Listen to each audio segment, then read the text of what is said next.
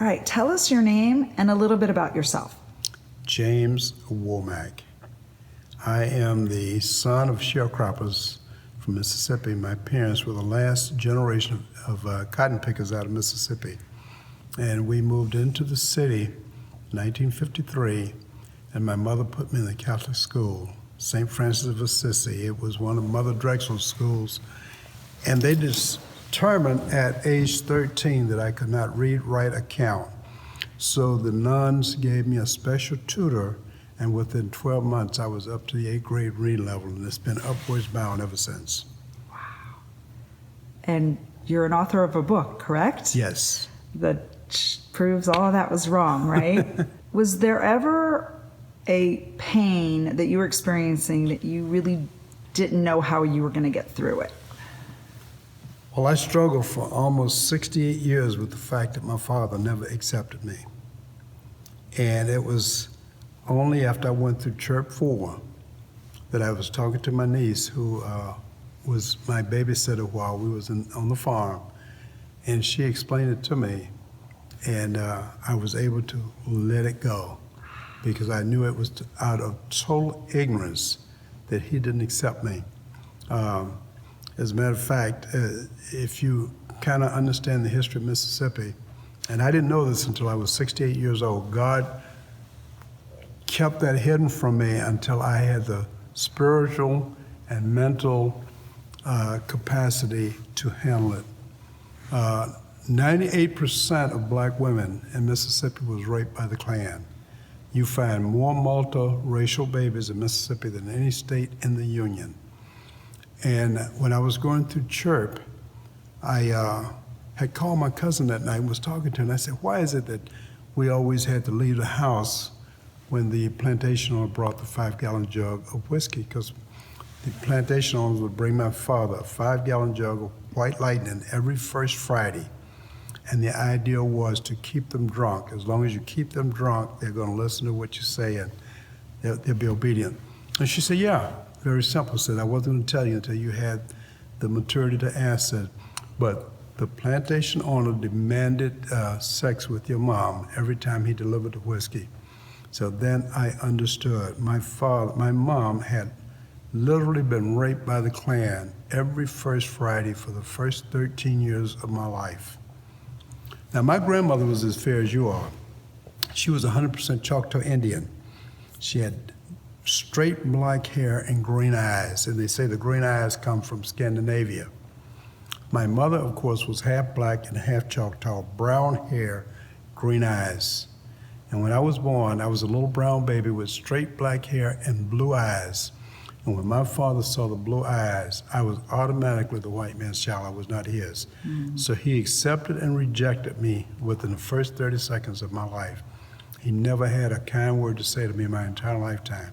When I came back from Vietnam, I was 35 years old. I went to visit him, and when he saw me coming, he sent the neighbor down and tell me don't come. He was not going to talk to me. So I turned around, never had a decent conversation with my father. And that bothered me until I understood why. Because I was married, had 4 children, and I cannot fathom how I would have felt if someone had forcibly raped my wife for 13 years. I think I would have had the same feeling. But I was able to forgive my father because I know it was out of total ignorance that he didn't accept me, and it was all because of the blue eyes. He didn't know, and I didn't know until about 20 years ago, that 98% of all babies are born with blue eyes. And once they come out of the womb and are subjected to the ultraviolet rays of the sun, their eye colors will change. Well, mine did change. They went dark brown.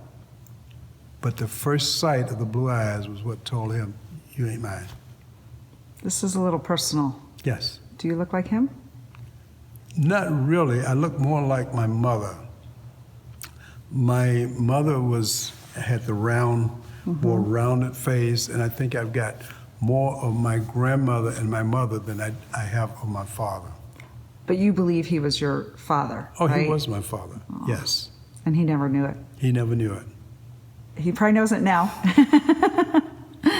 Tell me about the time you felt the loneliest.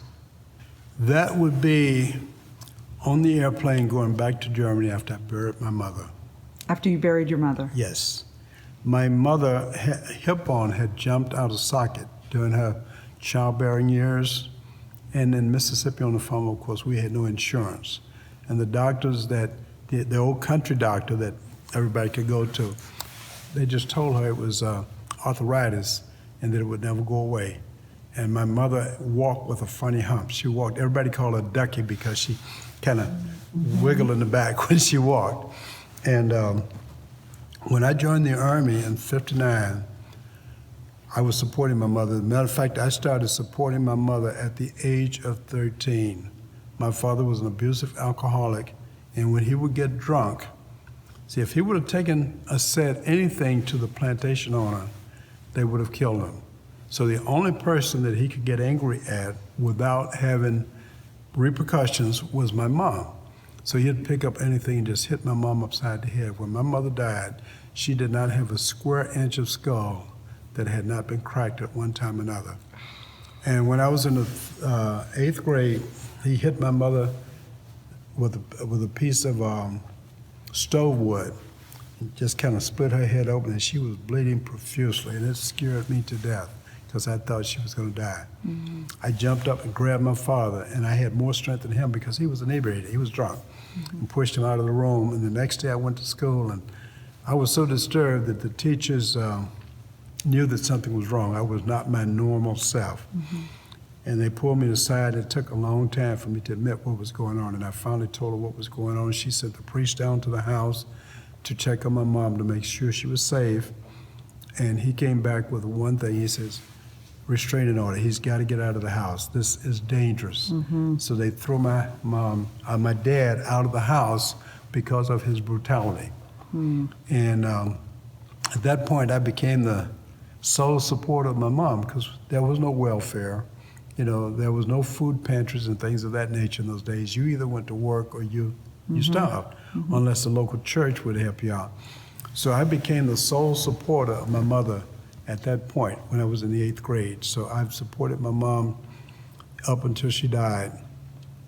Well, when I joined the Army, as a matter of fact, my father being thrown out caused me not to go to the seminary. The nuns had picked me to go to Bay St. Louis, Mississippi, to the black seminary to be a priest.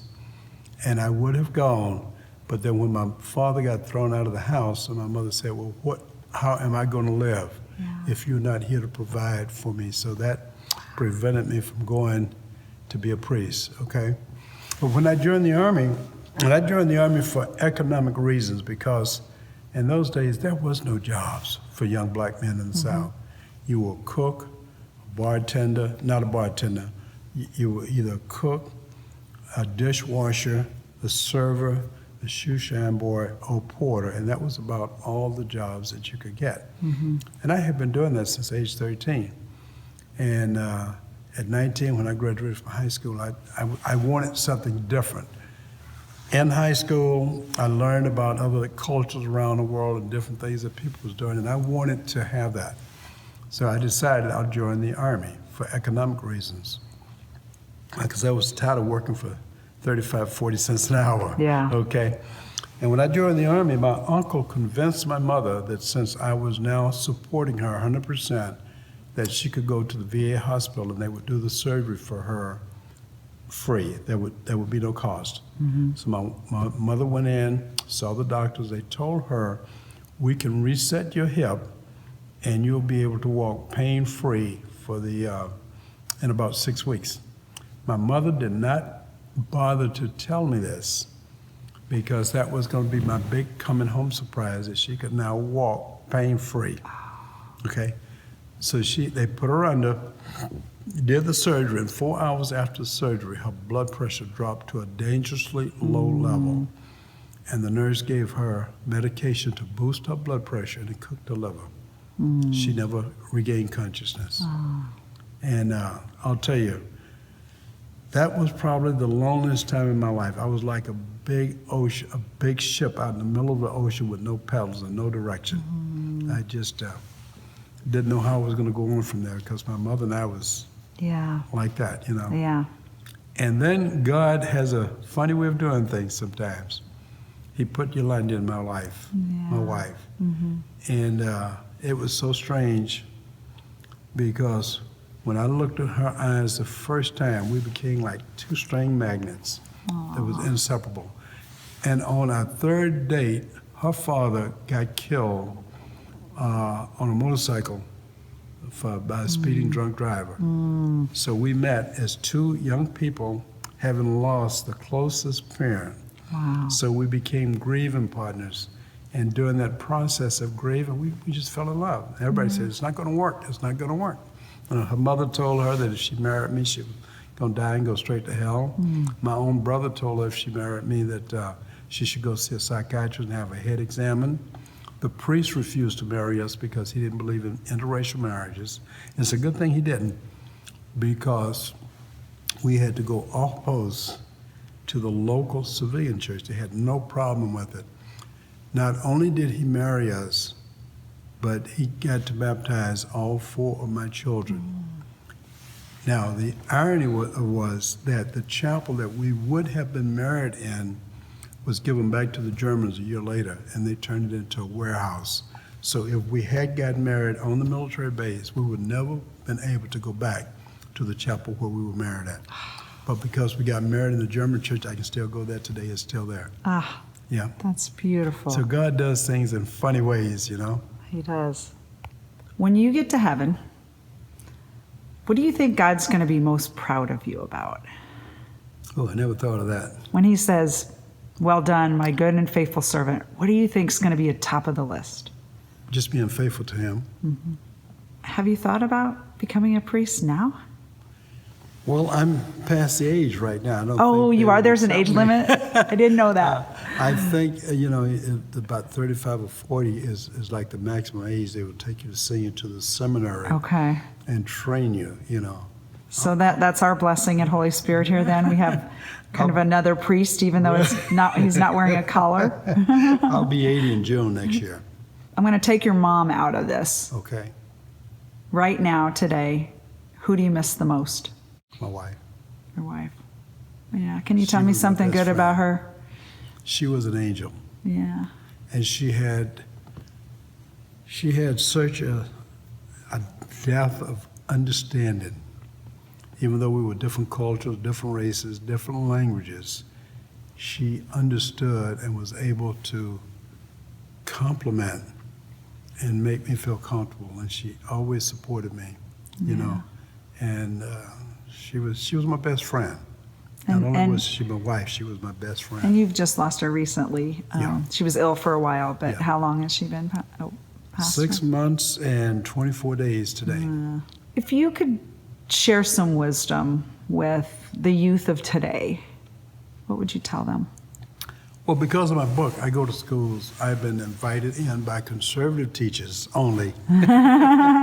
That they usually want the kids to talk to people who have actually lived through that part of history that they're learning in the school books. And I encourage kids all the time to join the services. If they have a written contract in the Army alone, there's 1,300 different professions. And if you get a signed contract, they have to train you in that discipline, or they have to give you an honorable discharge and put you out. And you get free travel in it, and you get the education. And when you get out of the service after your 3-year commitment, you don't have a $160,000 student loan to pay back. And most students will come back, oh, it's too dangerous. And I said, no. I says, what you are judging it on is the commercials you see on TV with the Marine with the grenade in his mouth crawling through mud. I said, for every guy that's doing that, there are 11 people that support him. There are dentists, there are lawyers, there are food preparations, there's medicine, there's music, there's just so many other professions that have people in it. And then I like to talk about my heroes. One of them, I can't think of his right now. He was the gentleman, and I've got his name written down. He was the gentleman that played for the Pope when the Pope came in '92. South American kid. His mom had taken birth control pills for a long time, and he was born with Tony Melendez. He was born with no arms, not even a stub. I mean, there's just nothing there. This man plays classical guitar with his toes. Aww. And he played for the Pope when the Pope came to visit New York in 1992. Another person I like to talk about is Ray Charles. Ray Charles, if you've ever seen the Ray Charles movie, when he was like 6 years old, his mother told him, "You are going to get up and learn how to take care of yourself. You're not going to sit down and become a victim and have other people have to wait on you." So she had made him get up, count the number of steps to the refrigerator, how many steps to get to the door and stuff like this. And he became independent, even though he was legally blind. He's a millionaire today. Yeah. You know? So you can do it if you want to. The other one was Thea Gibson. I don't know if you recall the name of Thea Gibson. I don't. She was 22nd of 22 children, born to poor parents on a farm, and I think it was Georgia or Alabama. And she was born 5.5 pounds premature with polio. And the doctors told her, "You will never walk." And her mother was a deeply religious woman. And she says, "Child, you don't listen to what man says. If you believe in yourself and believe in God, you can do anything you want to." And her mother would make her get up and walk every day. She would massage her legs. She wore special bracelets for the first 10 years of her life. In 1960, Wilma Rudolph won 3 gold medals in the 1960 Olympics. No woman has outdone that record yet. She still holds the record for that. This was a girl who was told she would never walk.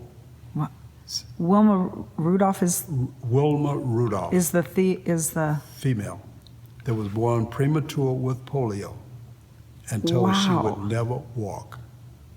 Okay? Wow. Okay. It's amazing.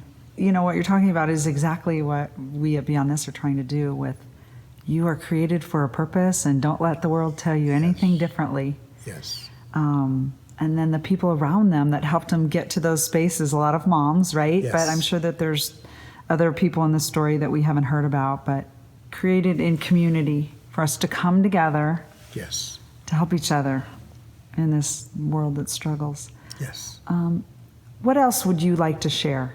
Well, one of the greatest lessons that I had to learn in life was to not hate. And the nuns did a really good job of that when I was in high school, because the Klan used to come by the school about once or twice a month with big bottles, like the 16-ounce, 32-ounce Coca-Cola bottles. They would fill it with gas and tie a note on it and call them nigger lovers and nigger whores, and they would throw the burning gas at the building. The nuns would sit there and smile out and make the sign of the cross and pray the rosary for them. And they taught me not to hate. And my last 10 years in service, I was a chaplain administrator. And because I was a senior chaplain administrator, it was my responsibility. We had chaplain training every first Friday of the month.